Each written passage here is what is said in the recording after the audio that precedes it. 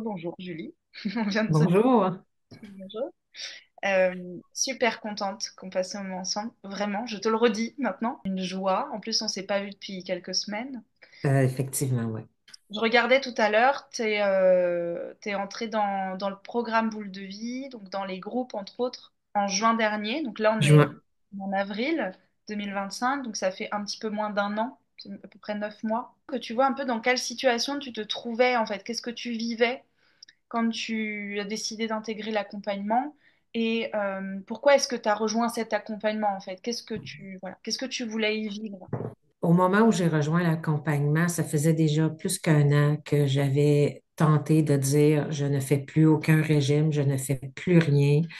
J'avais atteint ma limite en termes de diète, de régime, de thérapie, de livres, de masterclass et de tout ce que... et le reste, et le reste, et le reste. Et ça faisait un an. euh, Mais ma vie ne s'améliorait pas, ça n'allait pas mieux. Le fait de ne pas faire de régime, je restais dans le même état d'esprit, je restais dans le même malaise. Ouais. Et ce qui m'a amené à faire l'accompagnement avec toi, c'est vraiment sur YouTube. Je t'ai trouvé sur YouTube et je me suis dit, ah, voilà, une autre façon de voir, une autre façon d'aborder bon, le trouble alimentaire. Donc, je t'ai suivi pendant un petit bout de temps. Après ça, j'ai acheté un ou deux modules et j'ai aimé ce que je voyais là-dedans. C'était vraiment, pour moi, c'était très, ben, un, rafraîchissant et deux, très différent. C'était pas juste, ben, mange mieux, prends moins de calories, fais de l'exercice, ce que moi, ma chère, j'ai commencé l'accompagnement, j'avais 62 ans, j'en ai 63 maintenant, et donc j'avais 60 presque, ben, disons, une cinquantaine d'années de régime et de tout ça en arrière de moi. J'étais vraiment, mais plus capable. Ouais. C'était comme, non, là, si ça ne fonctionne pas, j'arrête. J'arrête complètement, je ne fais plus rien. Et en partie, je me suis inscrite dans l'accompagnement un peu avec l'énergie du désespoir aussi, de dire si ça ne fonctionne plus, là, je ne sais pas où je vais aller. D'un autre côté, ce que j'avais vu, ce que j'avais lu, ce que j'avais vu de toi sur ta chaîne YouTube, c'était accueillant. J'avais vraiment l'impression que je pouvais entrer dans une autre dimension et faire ça autrement, même si ça me stressait beaucoup, là, parce que ce n'est pas un format que je connaissais. Et sur tous les groupes, ça, j'appréhendais beaucoup. Ouais. De dire, travailler avec des groupes, bon, faire le travail par moi-même avec des modules, ce genre de choses, ça, j'étais à l'aise avec ça. Parce que je savais que je pouvais toujours poser des questions puis aller chercher de l'information, mais les groupes, c'est avec du vrai monde. Ouais. Et ça, c'était ouf. J'ai hésité un peu, puis après ça, je me suis dit, OK, on va le prendre une journée à la fois, on verra. Et finalement, ça a été une expérience et un accompagnement qui ont littéralement transformé ma vie. Et pas juste en termes d'alimentation ou de comportement, c'est littéralement changé ma vie, point. De vision du monde, vision de moi, comment j'aborde les choses. Moi, j'ai un avant et j'ai un après accompagnement dans ma vie. Ça a vraiment marqué un temps et un changement majeur. Qu'est-ce que tu vis de différent dans ton quotidien, par exemple? Dans mon quotidien, ce que je vis de différent, il y a un espace de compassion à l'intérieur de moi qui s'est installé que je n'avais pas ou auquel je n'avais pas accès ou que je ne connaissais pas avant de faire l'accompagnement. Et ça m'a permis de me voir différemment. La Julie d'avant, c'était une Julie premièrement très stressée, très vision noir ou blanc, c'est bien, c'est pas bien. Donc, j'avais pas de marge de manœuvre, je ne m'en donnais pas. Mais je n'étais pas consciente que je ne m'en donnais pas. C'est dans l'accompagnement et à accueillir aussi ce que les personnes dans les groupes ont partagé, que je me suis rendu compte vraiment de ma vision du monde à ce moment-là. Et comment c'était limitant et comment c'était, j'ose dire, violent. une vision du monde violente, mais la violence, c'était moi face à moi, l'auto-jugement, l'autocritique. Ouais. J'avais l'impression de toujours vivre avec un juge dans ma tête qui est toujours là à me donner des injonctions, à rendre des jugements. Puis inutile de dire que les jugements, c'était jamais positif, là. Je faisais jamais rien de bien. Et ça, c'est, c'est, c'est disparu. Ça m'arrive encore de faire des choses, puis le premier réflexe, ça va être, ah bon, mais je me rattrape très rapidement et mais je pense que c'est ça aussi qui fait que je ne fais plus de crise, c'est que je me retrouve plus dans un état de je suis stupide, je n'arriverai jamais à rien faire, je suis pas capable, je suis pas assez intelligente. Dans le fond, la Julie d'avant, elle était toujours trop ou pas assez. Ouais. Elle avait aucune chance, en Non, fait. non, aucune. Et maintenant, oui, parfois je suis trop, oui, parfois je suis pas assez, mais la plupart du temps, je navigue entre les deux. Et ça, c'est absolument fabuleux d'avoir cette marge de manœuvre Mm. que je n'avais pas avant. Parce que ma vision du monde, c'est ça, noir ou blanc, vraiment une dichotomie. Et ça a été un défi de changer ça dans l'accompagnement.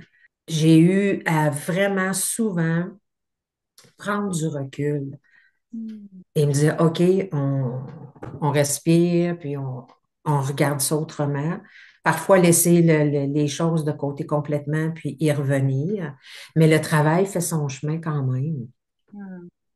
Mais c'est vraiment, vraiment la différence. C'était vraiment une compassion face à moi et une vision différente. Mm. Je n'ai plus le devoir.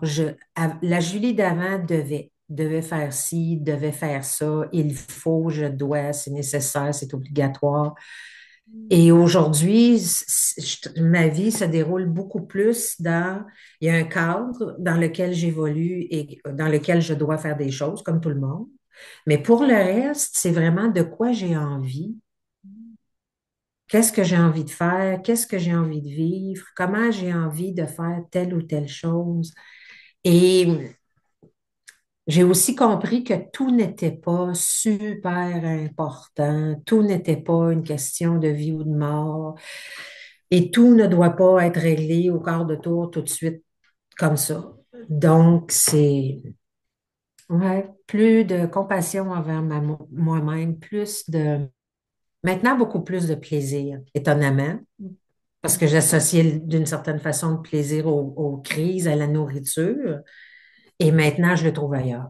T'es arrivé dans l'accompagnement par la porte compulsion, crise, trouble alimentaire. Ouais. Et, euh, et ce que j'entends, c'est que là, tu parles vraiment de, j'ai envie de dire, de l'ensemble, de l'écosystème. Et ce que Mhm. j'ai d'entendre, c'est que quand tu parlais, je t'imaginais avant très contrainte, voilà, avec, tu disais, pas de marge de manœuvre, très coincée. Et puis ce truc de quoi que je fasse, j'ai aucune chance de trouver grâce à mes propres yeux. Je suis jamais. Mhm. Et là, quand je t'entends, pour moi, ça parle de régulation, de sécurité. Et du coup, effectivement, j'entends que tu peux connecter à toi, à ton corps, et vivre avec le corps aussi, et trouver du plaisir, alors que c'est comme si dans le système d'avant, qui était un système très noir ou blanc, mais j'entends très vertical aussi, très Oui. exigeant, très jugeant, peut-être les crises étaient ton seul espace de respiration, en fait. Le seul moment de répit, le seul moment où tu pouvais débrancher quelque chose et vivre quelque chose qui pouvait ressembler à du plaisir, mais qui était en fait du soulagement. Et là j'entends vraiment un changement de vision complète, quoi. Ah, tout à fait. Et avant l'accompagnement, j'avais souvent l'impression, ben, je m'en suis, ben, en fait, c'est pas souvent avant l'accompagnement, c'est pendant et après, je me suis rendu compte que presque toute ma vie, j'avais vécu comme si ma tête flottait au-dessus de mon corps. Comme complètement il y avait une tête d'un côté et un corps de l'autre. Et le corps, je n'arrivais à le ressentir que quand il était plein. Ouais, ouais. Quand j'avais trop mangé et que là, j'étais mal, ben là, je le sentais, mon corps, c'est sûr, j'étais mal, j'avais trop mangé. Donc, maintenant, c'est très différent. Je m'accorde des pauses pour vraiment respirer, sentir mon corps, sentir l'énergie qui circule dedans. Et je n'ai plus cette impression d'avoir une tête qui flotte en quelque part sans savoir trop où, là. Il y a eu une connexion qui s'est faite, tête et corps. Et je crois que ça fait partie aussi des raisons pour lesquelles je ne ressens plus le besoin de vraiment de remplir le corps au point où ça déborde, là. Et ça s'est fait d'une manière. Oui, c'était pour ça que que j'avais commencé l'accompagnement, mais c'est quand je me suis rendu compte que je ne faisais plus de crise. C'est comme si c'était arrivé tout seul, puis je me disais, ah, ben, j'en ai pas fait. Je pourrais même pas dire à quelle date c'est arrivé ou à quel moment c'est arrivé. Mais c'est comme un processus qui s'est installé et éventuellement, ça a disparu et ça n'est pas revenu. Et, Donc, oui, vraiment, c'était très contraignant ma façon de vivre avant, ma vision du monde. Maintenant, c'est beaucoup plus ouvert, beaucoup plus souple aussi, beaucoup plus fluide. on ne s'est pas vraiment occupé des crises, on en a parlé un petit peu des compulsions, mais on ne s'est pas occupé de ça, on s'est occupé de la relation, de la vision du monde, Ouais. et on pourra aussi aborder enfin, ce qui s'est passé dans les groupes, sachant que dans les groupes, il y a eu des hauts, des bas, hein, c'était pas tout rose. Et voilà, on pourra aborder ce processus. Mais Mm. quand même, j'aurais envie de parler un peu des symptômes parce que tu es arrivé avec les crises de boulimie, d'hyperphagie, hein, c'était l'hyperphagie, Hyperphagie, oui. ça faisait partie de ton quotidien depuis des années. Oui. Et il y a beaucoup de personnes qui se disent, après 60 ans, c'est mort, après 50 ans, c'est foutu. Ou tu vois, qui vont se dire, ça fait 10 ans, 20 ans, 30 ans que j'ai avec ça, c'est trop tard. Et moi, j'étais vraiment heureuse que tu témoignes parce que tu es une preuve que non, c'est pas vrai. Et que même à 62 ans, on peut se libérer de ces compulsions et pas le faire avec la volonté, des efforts, mais d'une manière tout à fait différente. Donc, je ne sais pas si tu auras envie de parler de, bah, voilà, de tes symptômes et ce que tu vis aujourd'hui. C'est tout à fait vrai ce que tu dis. À 62 ans, ben, ça rejoint ce que je disais au début, que je suis arrivée quand même dans l'accompagnement avec un peu l'énergie du désespoir de dire à l'âge que j'ai, si ça fonctionne pas, Ouais, je pourrais plus, j'arrête ça là. Mais en fait, tout s'est fait sans qu'il y ait vraiment de lien avec mon âge. J'arrivais avec cette idée-là, j'arrivais avec le préjugé de dire, j'ai 62 ans, c'est comme, bon, la dernière chance, on y va et le reste est le reste. Mais tout au long du parcours, je me suis rendu compte que c'était mes préjugés à moi et face à l'âge. Moi, ce que j'ai aimé, c'est de voir dans les groupes et dans l'accompagnement des gens beaucoup plus jeunes. Et je l'ai dit à un groupe à un moment et je le redis. Je suis tellement contente de voir des personnes plus jeunes que moi ouais, faire l'accompagnement parce que eux et elles vont traîner ça moins longtemps que moi, je l'ai traîné, là. Tant mieux si tu commences à 30 ou à 25 au lieu de commencer à 60. Mais commencer à 60, je pense qu'il y a une dimension de gratitude qui s'installe dans une vie, de dire enfin, mon Dieu, je l'ai trouvé. Et je n'ai plus je ne suis plus condamnée. waouh, Je ouf, dirais ça, Macha. C'était vraiment l'impression de dire après 60 ans, je suis comme condamnée et non, pas du tout. C'est faisable. C'est vraiment faisable. Je me souviens je vais pas dévoiler le contenu de notre, Non, ça va. je me souviens d'un échange qu'on avait eu avant que tu intègres les groupes, ou peut-être c'était le tout premier échange, et on avait parlé de l'âge. Et je me souviens que tu étais dans cette idée un peu de te dire, est-ce que finalement, ça vaut le coup? Est-ce que Hum. ça vaut le coup alors que ça fait des années que je vis avec ça? Est-ce que c'est pas trop tard? Et je me souviens de cet échange où on s'était dit, mais si tu vis même quelques jours libre de ça, ça vaut la peine. Ben, c'est fabuleux. C'est vraiment fabuleux. Je découvre, bon, c'est sûr une autre vision du monde, une autre vision de ma vie. Mais je retrouve une énergie, je dirais. Je retrouve une souplesse. Mon quotidien d'une certaine façon, mon quotidien est beaucoup plus léger. Je ne traîne, je ne traîne plus rien. Je ne, je ne traîne plus ces jugements, cette espèce de condamnation de dire, ah ben là, j'ai 60 ans, 62 ans, je pourrais pas y arriver ou faut que j'en prenne mon parti puis me dire, ça va être comme ça jusqu'à ma mort et c'est pas du tout ça. Maintenant, je recommence, bon, c'est sûr que je recommence à bouger plus, à être plus active physiquement.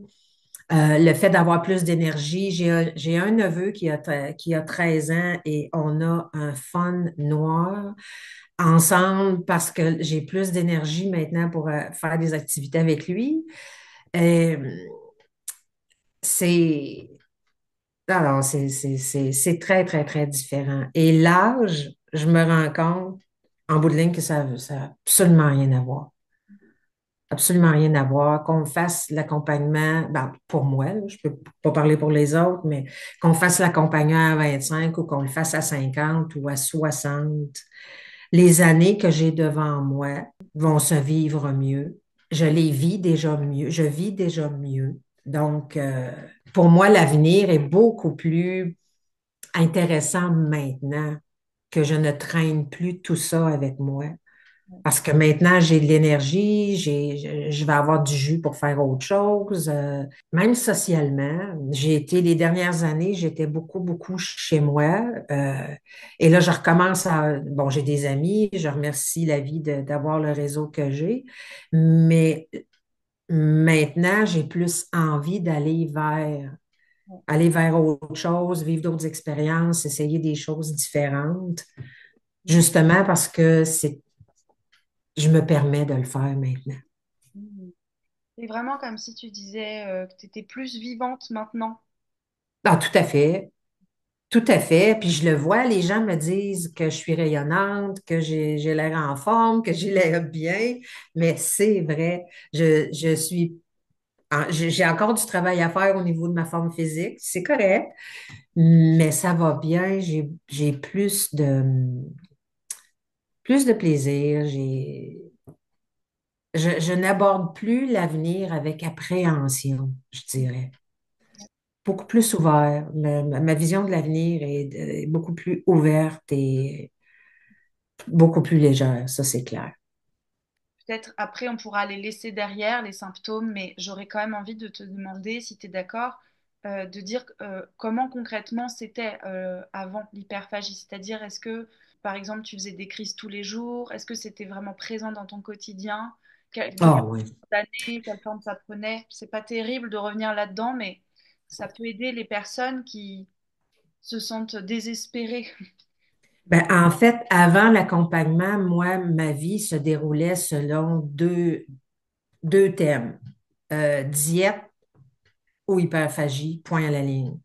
Quand je n'étais pas en hyperphagie, c'est parce que je faisais un régime. Et là, je faisais un régime, donc je contrôlais tout, là. Bon, un régime. Et voilà. Et à partir du moment où je pouvais plus, là, où il arrivait un événement, où j'étais plus capable de contrôler, ben là, je partais sur une dérape, de bouffe. Mais au quotidien, c'était vraiment, je te dirais, 3 ou 4 crises par semaine. Puis je les sentais venir, puis je les voyais, puis ça peut avoir l'air tellement bizarre, Macha, mais j'étais tellement heureuse, moi, quand je me suis rendu compte que dans les supermarchés, ici, maintenant, tu as des caisses libre-service. Et je n'avais plus à supporter le regard, en tout cas, de la caissière ou le regard que je croyais que la caissière me lançait quand j'arrivais avec l'épicerie, avec tous mes gâteaux, puis bon, vraiment de désespoir de dire pas encore, pas encore. Et la compulsion de me lever après le souper, de me rhabiller, de retourner à l'épicerie et de le faire dans un état d'esprit, mais c'était tellement lourd, c'était tellement plein de jugement. Moi, mes symptômes, c'était surtout ça le soir, Oui. 3 ou 4 fois par semaine.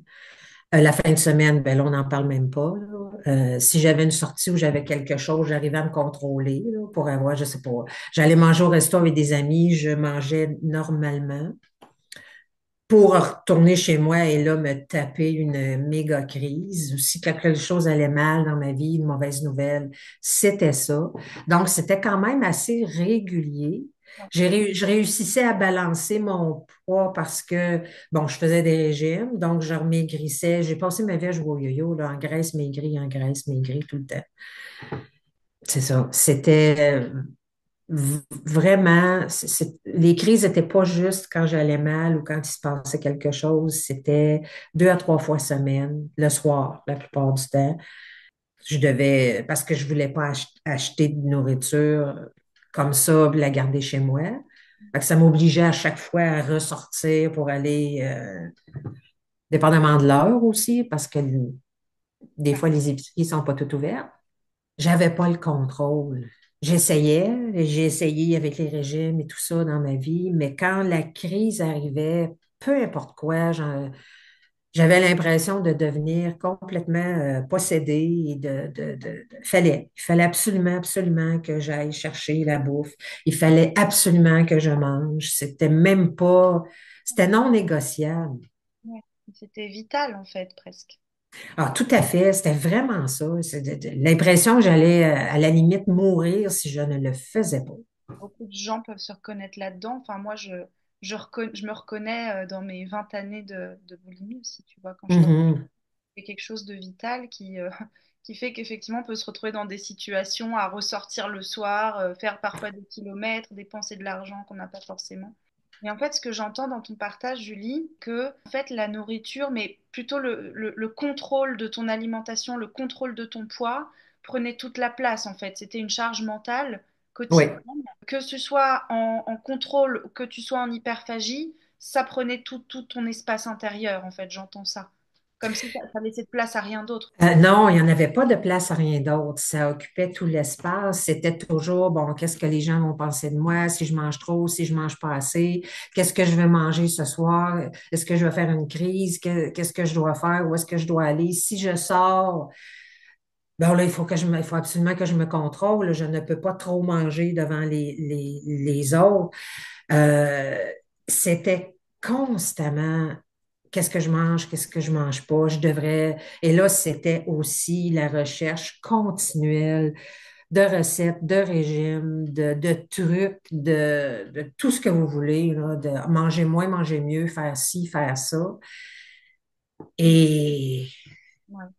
ça comblait, ça comblait tout l'espace.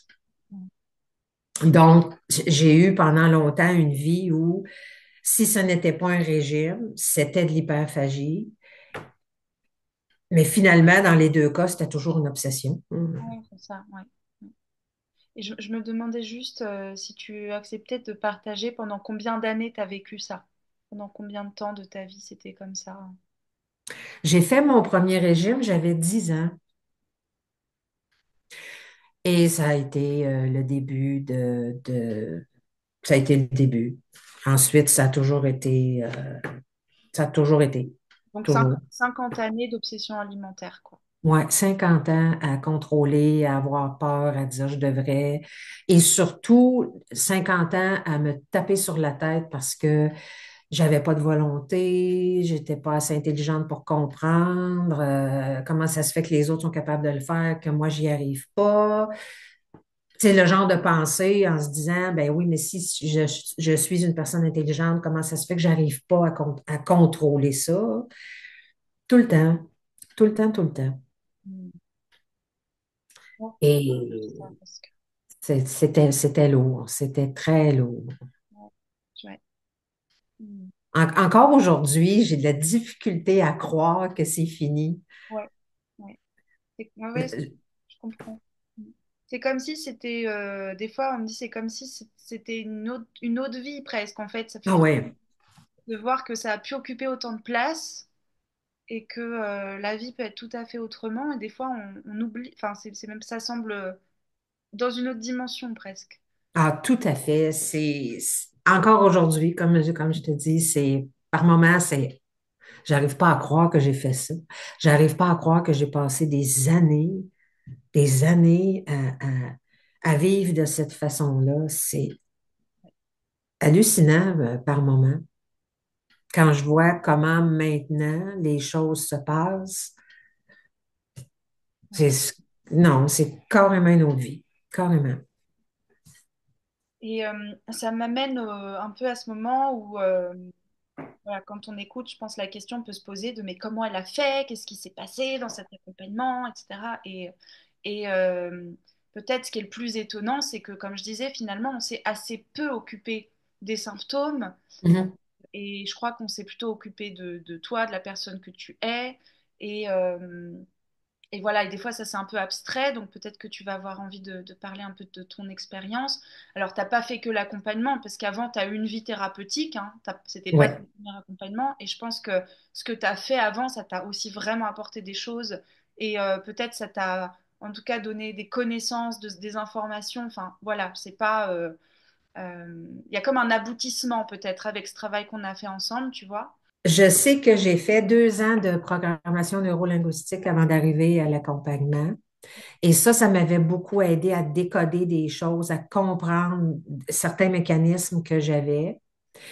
Ce que j'ai compris à faire l'accompagnement avec toi et avec les groupes, c'est que malgré toutes les années où j'ai lu, j'ai suivi, bon, comme je disais au début, plein de choses que j'ai faites, j'étais tellement dans un état de survie que même si j'intégrais la notion intellectuellement, je comprenais, là, Ouais, ça descendait pas.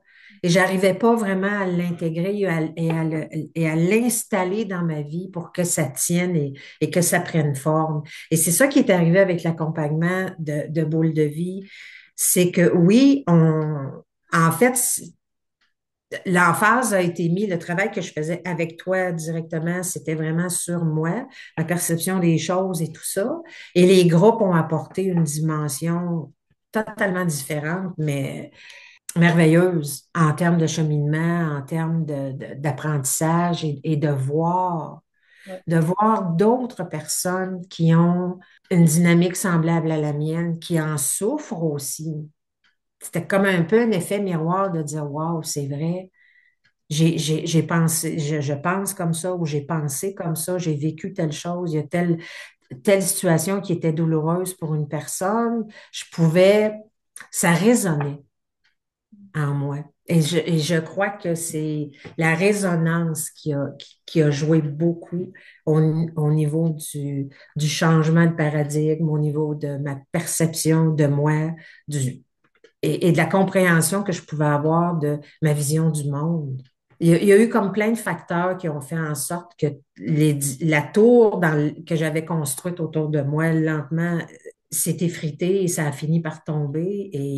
Et au lieu que ça m'écrase, ça m'a donné une grande liberté de ne plus être enfermée là-dedans.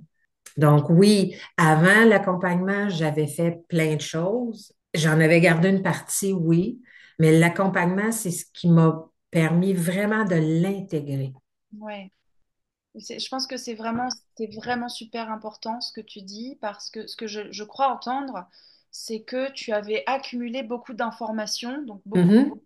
Et d'ailleurs, quand tu as commencé l'échange, tu parlais presque d'une saturation, tu sais, d'un burn-out Ouais, thérapeutique, c'est-à-dire que tu n'arrêtais pas de chercher de l'info, d'en engranger. Et c'est souvent ce qui se passe en fait chez les personnes qui luttent avec les compulsions, les addictions, qui n'arrivent pas à s'en libérer. C'est souvent des personnes qui comprennent très bien intellectuellement, alors ouais. qui peuvent garder quand même une vision du monde très jugeante. Et je pense que ça, c'est une info qui est importante d'avoir conscience Oui. de la vision verticale mais en fait qui ont comme toi cette coupure entre la tête et le corps et qui ont du mal à intégrer sous forme. Et c'est là que le groupe est une expérience. C'est vraiment, Oui. c'est-à-dire que dans les groupes, on n'est pas là pour avoir de l'information. Il arrive on en attrape, mais on est là pour vivre des choses en direct avec d'autres humains. Mhm. J'ai l'impression que peut-être c'est de ça que tu parles quand tu parles d'intégration. Oui, parce que être en groupe, accueillir ce que les autres offrent et partagent et sentir que les autres accueillent ce que moi j'ai à partager. Ça a été très difficile pour moi. Premièrement, de prendre la parole dans un groupe. Je pense que ça faisait 5 ou 6 groupes, puis j'avais pas dit un mot. C'était un peu paralysant. Mais il y a vraiment un déclic qui s'est fait. Je parlais de résonance, mais oui, de l'intégrer, de le descendre, parce que à ce moment-là, ce n'était plus une notion intellectuelle.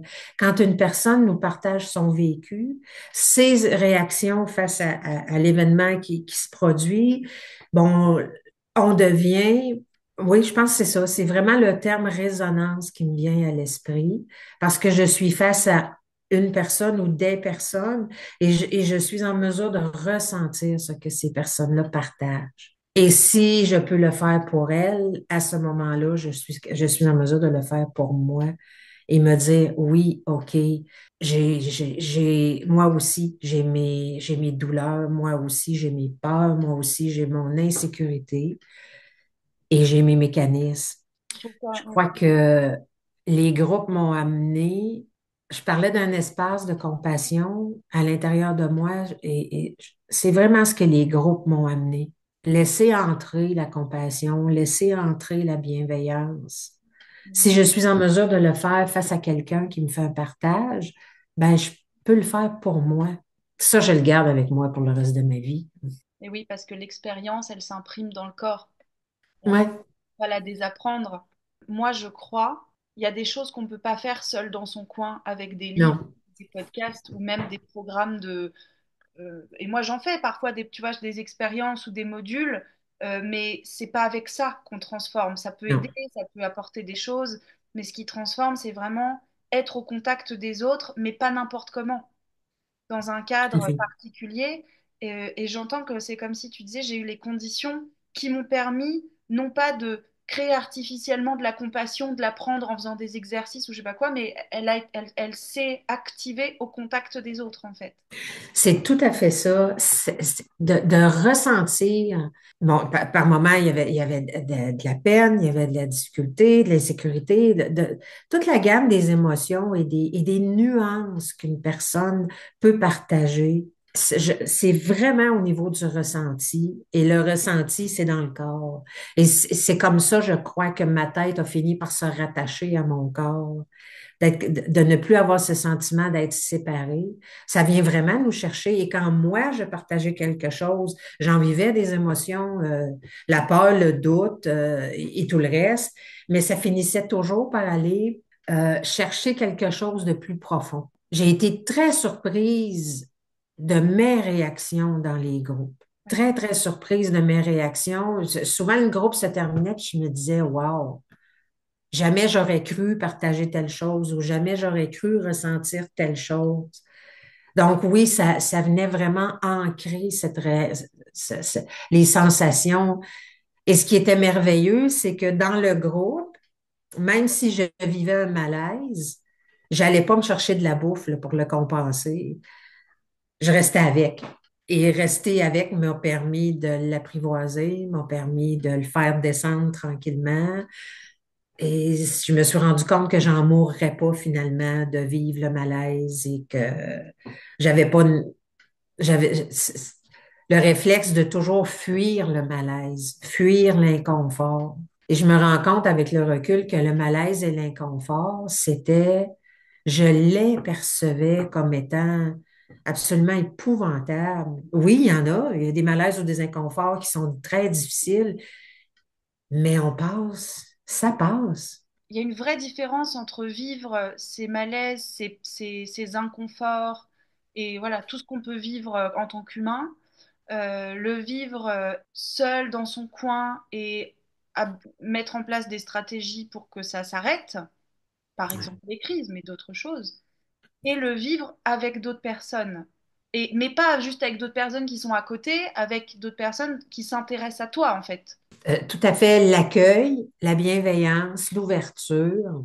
Pour moi, c'est évident que les personnes qui participent au groupe sont des personnes qui sont bienveillantes, qui sont ouvertes, qui accueillent. Et pour quelqu'un comme moi, qui avait toujours été dans le contrôle et dans la peur du jugement de l'autre, être accueilli comme ça, c'est très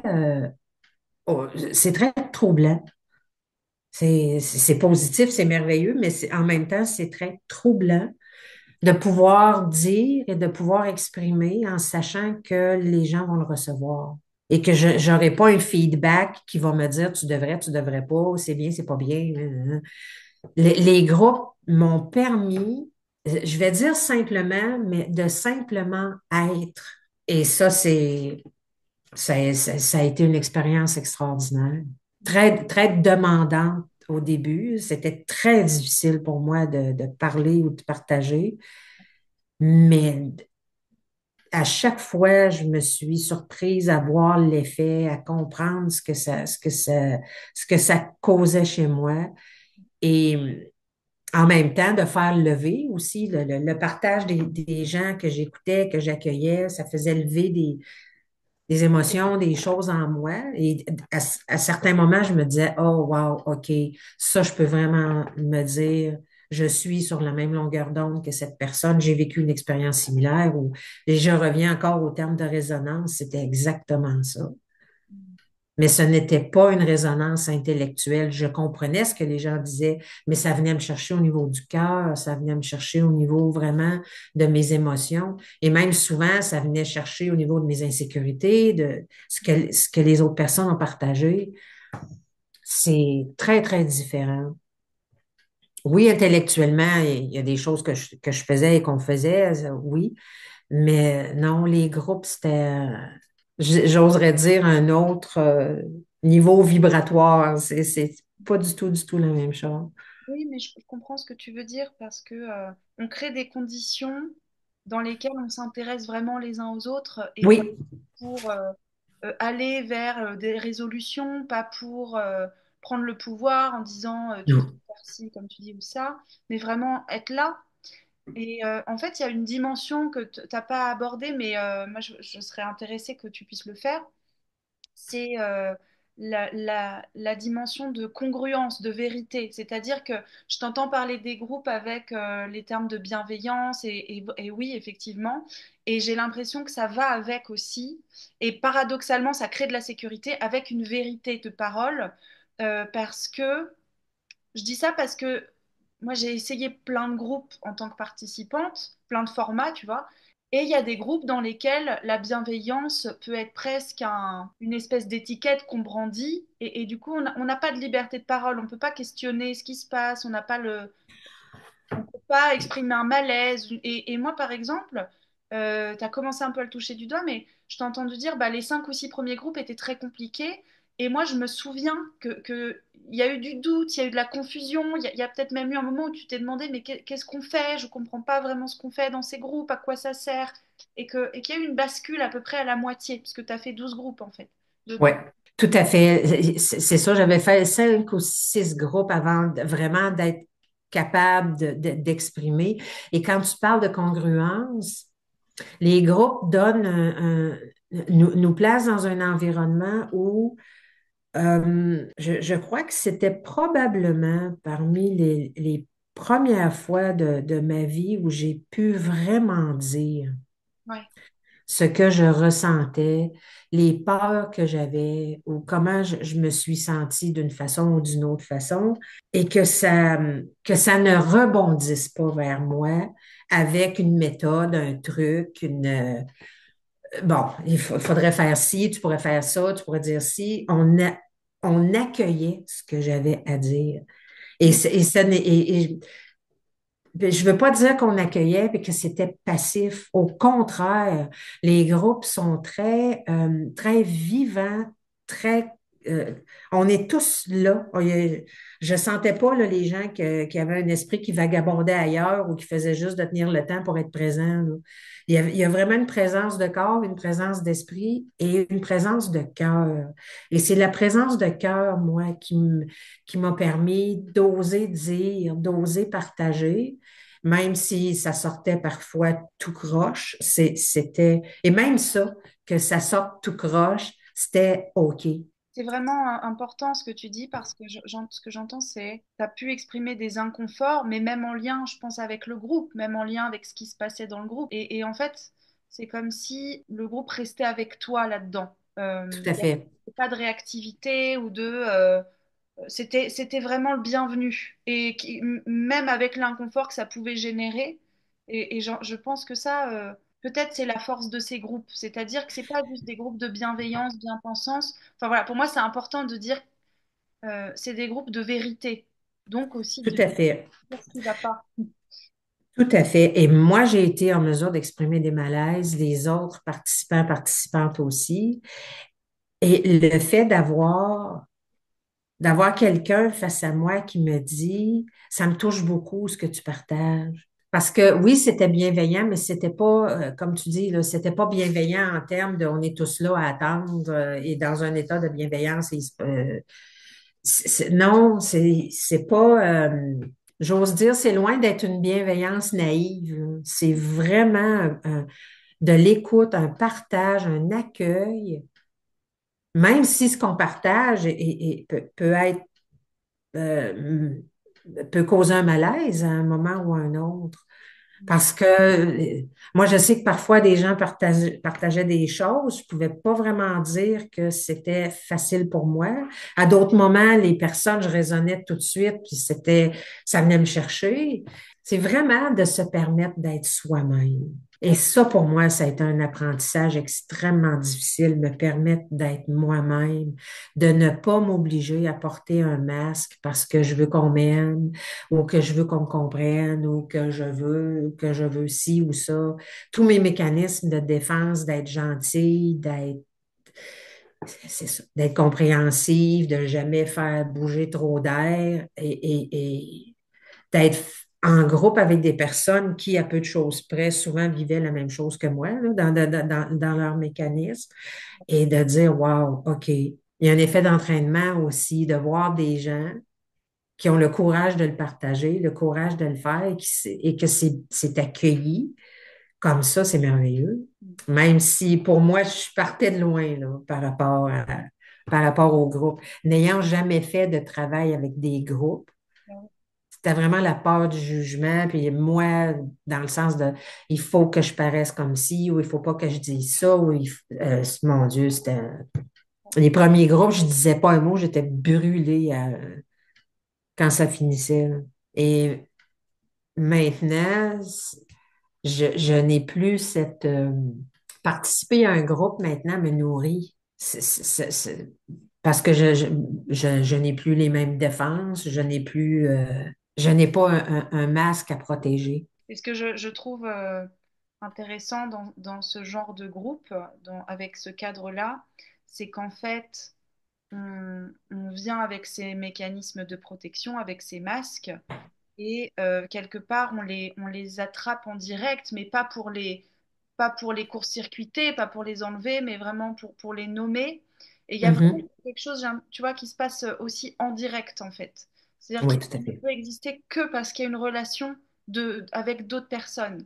Et d'ailleurs, qui peut même pas forcément exister dans une relation individuelle. C'est-à-dire qu'il y a aussi des conditions dans le groupe qui sont pas forcément là quand on est en tête-à-tête avec son thérapeute. Ah, tout à fait. En tête à tête avec un thérapeute, on peut toujours, à la limite, je crois, tenter d'éviter des choses. Si l'inconfort est trop fort, si mon malaise est trop fort, je peux, pour l'avoir fait pendant des années, là, je peux quand même arriver et faire éviter ça. Tandis qu'un groupe, pour peu qu'on s'investisse et qu'on soit vraiment là, on sait qu'on va le passer, l'inconfort. Même si je le vivais, je le savais qu'il y avait... Bon, je pouvais faire un partage sur quelque chose, puis me pleurer, et c'était OK. Et j'avais pas ensuite le réflexe d'aller me recacher derrière quelque chose ou d'excuser mon comportement. Ça se joue à un autre niveau. Oui. Pour moi, les groupes, c'est une autre dimension.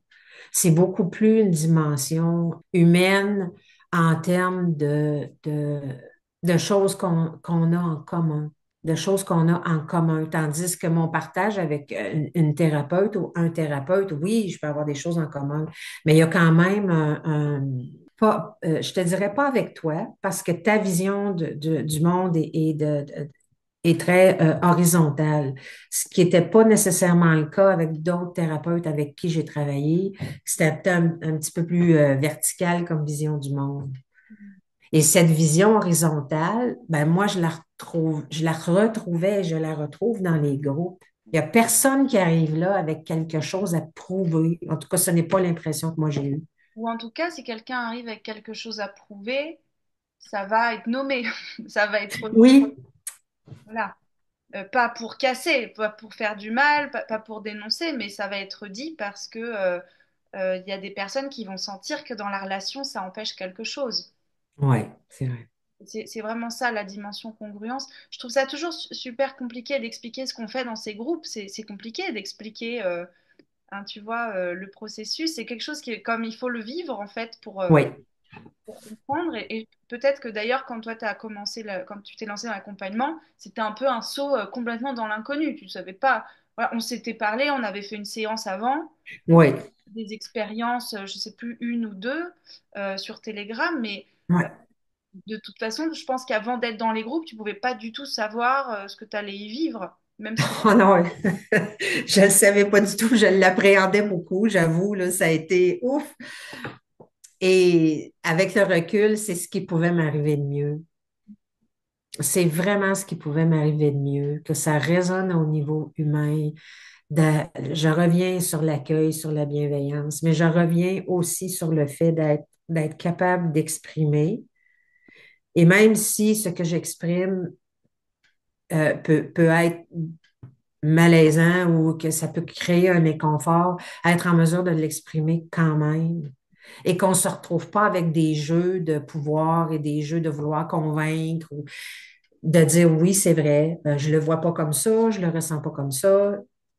Dans le fond, tout est OK quand on l'accueille. Et ça, c'est, on est comment pour moi, les groupes, c'est une dimension en dehors des jeux de pouvoir. ça me touche tellement que tu dises ça. Enfin, je vais pas détailler pourquoi, mais c'est tellement important pour moi, même à titre personnel. J'ai une aversion aux jeux de pouvoir.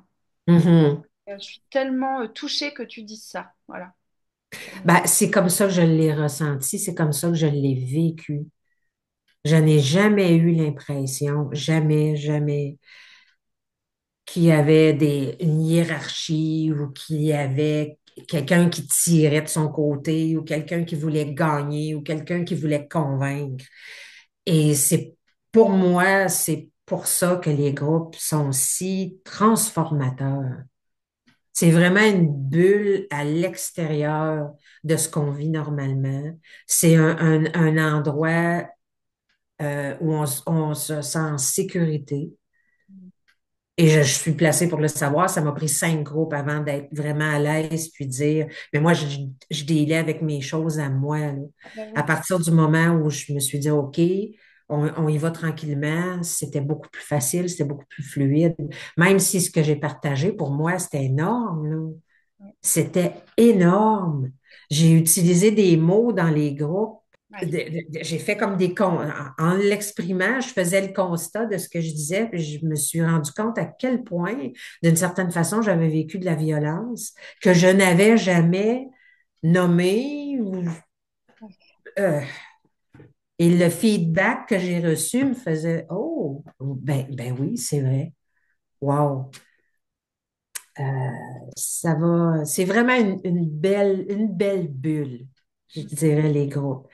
Une belle bulle, pas de jeu de pouvoir, pas de hiérarchie, c'est très, très différent. Très différent.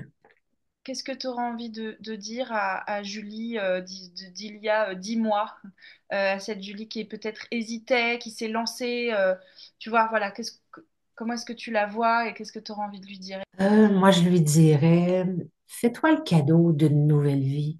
Fais-toi le cadeau de te percevoir autrement. Et même sans s'occuper là, des crises, sans s'occuper je le sais que c'était le moteur, Ouais. mais je lui dirais, fais-toi le cadeau d'apprendre à t'aimer et d'avoir de la compassion pour toi, de changer ta vision du monde, de rendre ta vie plus fluide, plus légère, plus souple. Les crises d'hyperphagie, Occupe-toi-en même pas finalement. Oui, je sais que c'est le but, mais c'est ça. Je lui dirais l'impact que l'accompagnement et les groupes ont eu sur ma vie dépasse largement un trouble alimentaire, là. Je ne le dénigre pas, Ouais. mais d'avoir changé ça, c'est la porte d'entrée que j'ai utilisée.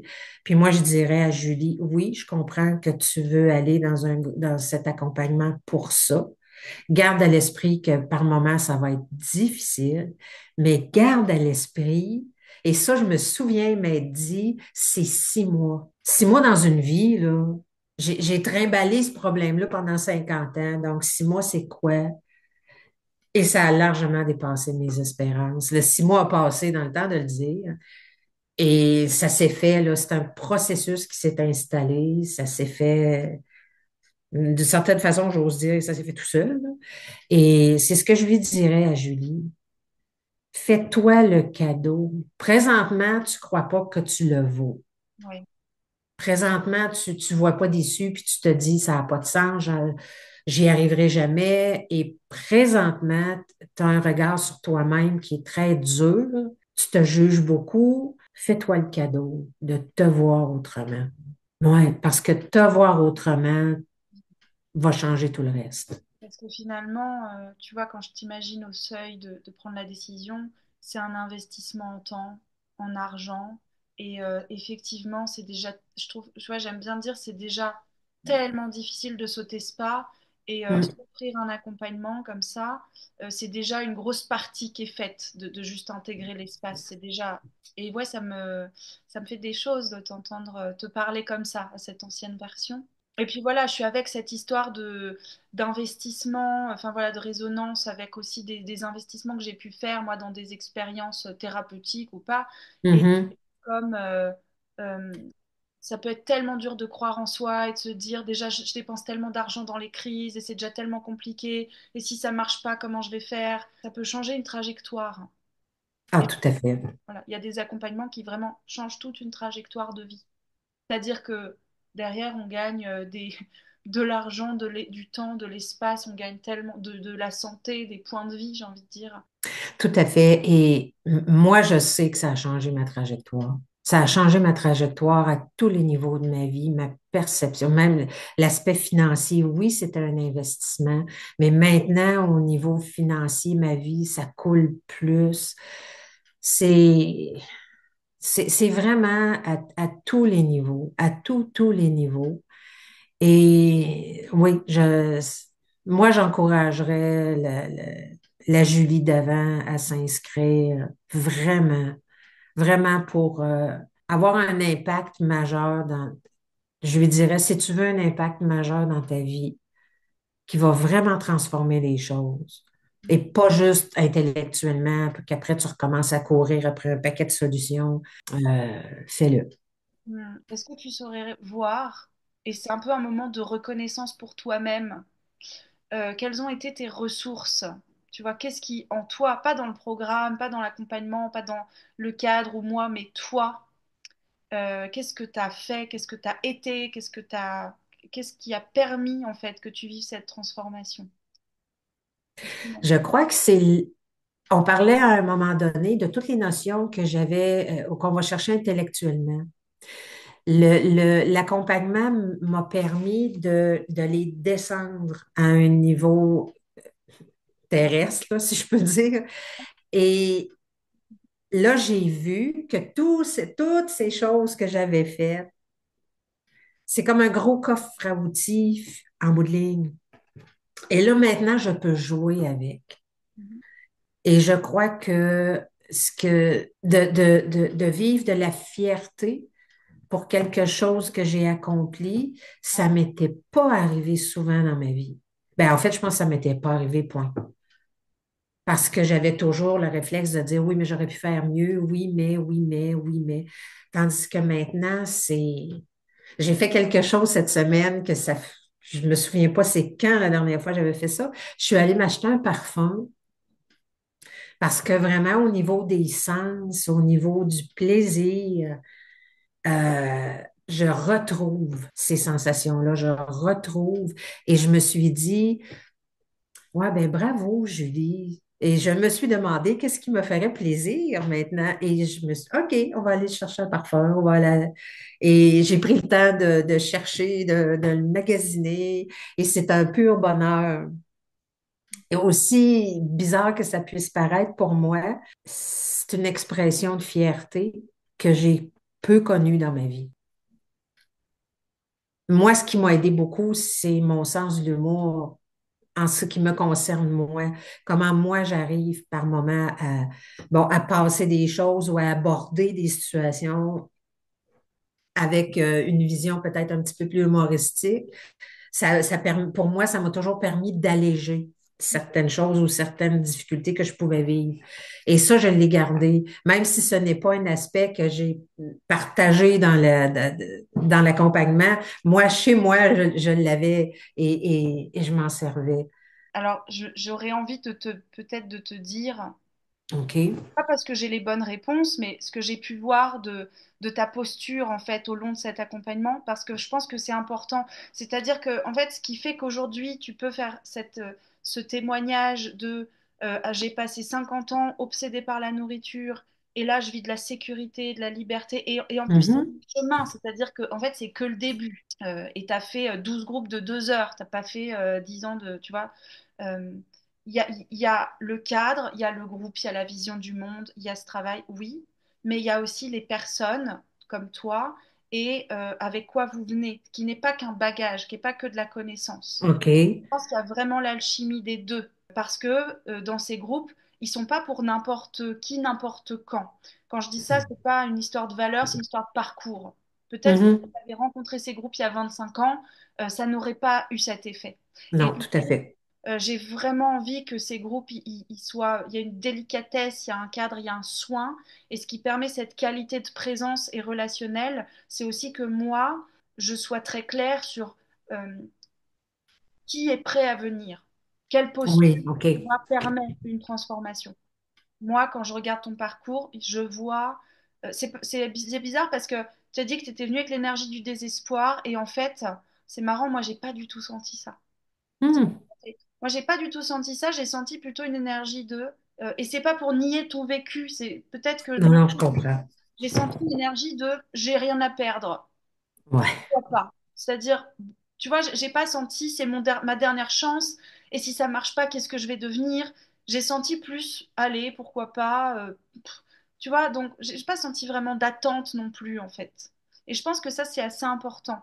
D'une certaine façon, je pouvais pas en avoir des attentes Ouais, parce que j'embarquais dans quelque chose que je ne connaissais pas. Bon, oui, des thérapies et tout, mais je savais que la dimension groupe était là et je savais, j'avais aucune idée de comment ça se passerait. Donc, pour moi, avoir des attentes, ben, je pense que j'en avais très peu ou pas du tout. J'étais prête à m'investir, par exemple. voilà. Mais ça, c'est fondamental. Et c'est là où je te dis, j'ai l'impression que tu reconnais pas l'engagement que peut-être que tu as eu. Non, ouais, là, je comprends ce que tu veux dire. Moi, j'étais prête à m'investir. Je me suis dit, si je le fais, j'y vais, là. Ouais. Même si ça me fait peur, même si ça me dérange, même si, j'y vais, je le fais. Et c'est d'être, pour moi, c'est une question, bon, peut-être de congruence ou d'intégrité, je ne sais pas, mais je suis là, je le fais. Si je n'ai pas l'intention de le faire, je ne m'inscris pas, là. Ouais. Point à la ligne. Je suis avec un terme, mais qui est peut-être pas le bon. Je suis un peu gênée là mais je suis avec show up, tu vois, t'es venu. Oui, Ah, en fait, t'es venu. Et tout à fait. To show up, oui, c'est exactement ça. Je me suis dit, si je m'inscris, je vais le faire, je vais être là, je vais participer, je vais faire les modules. Je vais mettre tout ce que je peux mettre dedans. ouais, Et je l'ai fait. ouais. Ça, oui, je l'ai fait. Et voilà, ça, moi j'ai vraiment envie que tu puisses le reconnaître parce que c'est pas l'accompagnement tout seul, c'est comme un contenant, mais c'est toi qui l'as activé. Et je le dis Oui, vraiment sincèrement, pas pour diminuer quoi que ce soit du côté de l'accompagnement, mais c'est vraiment la rencontre d'une personne qui est prête comme toi et qui y va. Et quand tu vois, quand tu parles de tes 5 premiers groupes qui étaient vraiment difficiles, t'es venu et t'es revenu et t'as exprimé Oui, le confort et les doutes et la confusion. C'est ça, en fait, l'engagement. C'est, je suis inscrite, je viens. De toute façon, je viens. Et oui, c'est tout à fait vrai. Et j'ai donné tout ce que je pouvais donner. Et j'ai mis tout ce que je pouvais mettre. Et ça a été extrêmement transformateur. Ça, oui, je le reconnais, l'engagement, de me dire je m'engage à et je vais le faire.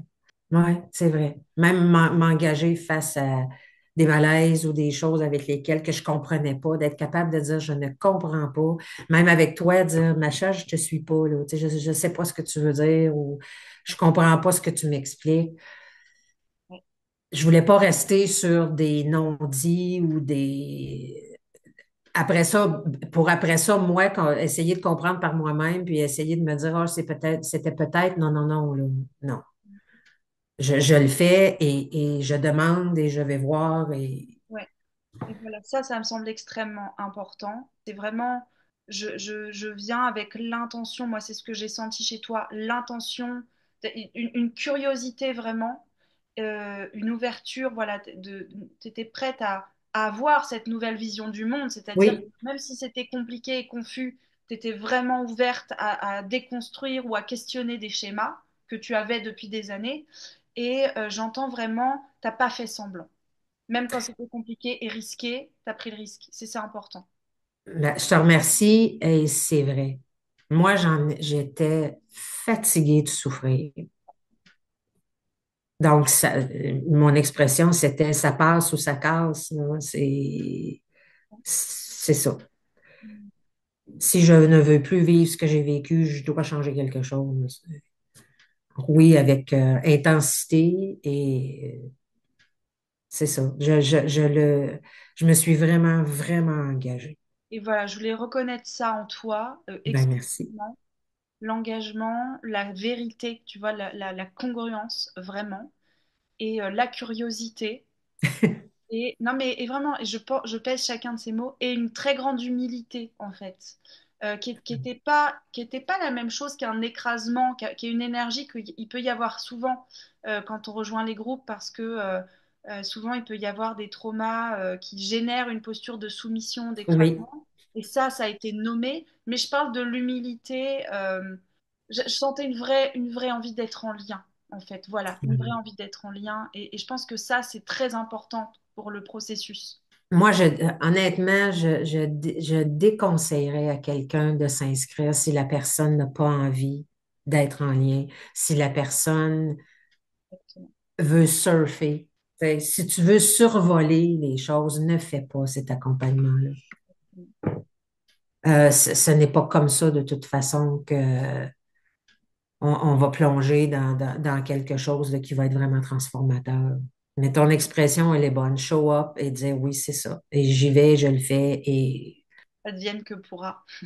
ouais, mais regarde, Ouais. très heureuse de ce que ça a donné. Je ne sais pas s'il y a encore des choses que tu as envie de partager ou si c'est voilà, si c'est OK pour toi. Ben écoute, te dire merci. Merci à toi. Merci au groupe. Toutes sortes de mondes différents, là, c'est jamais les mêmes personnes, mais merci au groupe. Merci à toutes ces belles personnes d'être ce qu'elles sont et de faire l'effort. Merci. J'ai envie de dire une chose, en fait, là, quand je t'entends aussi, c'est... alors déjà, c'était un tel plaisir de travailler avec toi, vraiment. Et je te l'ai dit dès le premier jour, c'est-à-dire que Ouais, je l'ai dit, je suis sûre que ça va être le bon endroit pour toi, j'en suis sûre, sûre, sûre. Et même quand c'était compliqué, ces premiers groupes, et j'étais sûre que ce serait le bon endroit. Enfin voilà. Et j'ai eu beaucoup, beaucoup de plaisir à travailler avec toi, y compris dans les moments qui étaient plus difficiles. ouais, Vraiment, vraiment. Donc je te remercie aussi, vraiment parce que ça me nourrit aussi, ça m'apporte aussi beaucoup. Et je voulais dire que oui, on entre pour des raisons de souffrance personnelle, les TCA, les addictions, les compulsions, les schémas répétitifs, il faut bien une porte d'entrée. Mais le travail qu'on fait, moi, je pense qu'il est profondément humaniste au sens large, c'est-à-dire que ça dépasse ta propre vie, ton propre bien-être. ouais, Et je pense vraiment que, tu vois, si tu dis on est dans une bulle, mais en fait, après, tu l'emportes avec toi. C'est-à-dire que toute ta manière de communiquer et d'être, c'est vraiment une preuve vivante pour moi que on peut vivre autrement, qu'on peut être en Ah ouais. présence. C'est une preuve de plein de choses. Et tu n'as même pas besoin de le militer ou de le revendiquer, juste tu es. Et pour moi, ça rayonne autour et c'est vraiment, voilà, c'est vraiment beaucoup plus important, c'est beaucoup plus grand que juste aller mieux. Ah, tout à fait. Merci. Et c'est vrai, moi, je le sais que ça a changé ma vie. Je le sais, je le vis. C'est clair pour moi que c'est au-delà de, oui, comme tu dis, on a une porte d'entrée. Je vivais une souffrance à cause d'hyperphagie, mais tout ce que ça a amené, c'est au-delà de ça. Et tu vois, j'entends l'impact sur toi, mais aussi sur les gens autour. C'est-à-dire que Oui, forcément, ce changement, il rayonne autour. Et puis, je pense à ton neveu dont tu parlais, par exemple, auprès de qui tu gagnes en présence, en disponibilité. Tu as une manière de communiquer, qui est différente. Le fait que tu te respectes, que tu t'écoutes, t'as pas oui. besoin de démontrer quoi que ce soit. Les gens le voient. Et je pense que ça, vraiment, c'est important pour le monde, je pense, de faire ce travail, peu importe où, que ce soit avec moi ou pas, peu importe. Mais je pense vraiment que c'est un travail qui est important pour le monde. Non, c'est tout à fait vrai. C'est ce qu'on, moi, je le vis, j'en suis témoin. Changer soi-même, accéder à à une autre façon, un autre paradigme, c'est tout change autour de nous, tout change autour de nous. Nos rapports avec les gens, nos rapports avec la vie, avec tout. Et c'est collectivement, c'est un espoir Ouais. qu'on arrive plus de gens vont prendre soin d'eux, disons-le comme ça, hein. Plus ça rayonne pour plein de gens. Donc c'est Mm. Merci pour cet échange, Julie. merci à toi, ça a été un plaisir. C'est Partagé. et je garde ce merveilleux cadeau. Merci beaucoup, vraiment, vraiment. Je vais, alors, juste avant de terminer, je vais mettre en description de la vidéo ou du podcast ou de l'audio, selon le support sur lequel cet échange sera écouté, je mettrai des liens pour aller trouver des informations. Et voilà, donc des liens sur l'accompagnement. Et voilà, et merci Julie, parce que t'envoies, je pense, vraiment un message d'espoir, que c'est vraiment possible, en fait. Je pense que ça. C'est possible. Je le sais, je le vis, c'est possible. Merci à toi et merci pour les gens qui t'écouteront. Merci beaucoup, Macha.